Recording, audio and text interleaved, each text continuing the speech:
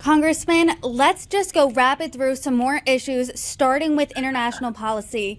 In a conversation with North Dakota Governor Doug Burgum that I had last week, a fellow contender, he said we are in a Cold War with China. Earlier in this conversation, you said the exact same thing. So what would our relationship with China look like under a Hurd presidency?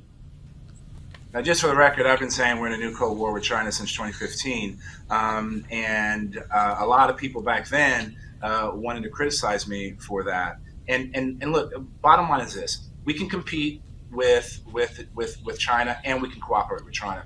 We shouldn't get into a hot war with the Chinese government, but they need to be following international laws that they have accepted. And so my foreign policy is very simple. Your friends should love you and your enemies should fear you.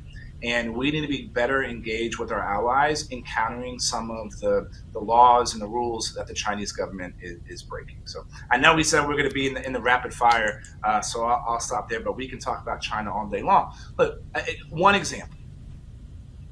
Joe Biden and Donald Trump have both failed to engage our allies in our own hemisphere to deal with Cuba.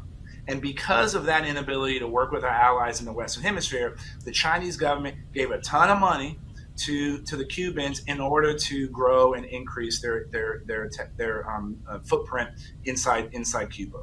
Havana is 110 miles from Miami. It's about 220 miles from Miami, and it's about 1,100 miles from D.C. A hypersonic missile, which what the Chinese have, could get to Miami in 3.5 minutes and to Washington, D.C. in 17 minutes. This is a major problem, and we've had two successive administrations that have failed to engage our allies in our own hemisphere to deal with this threat of China.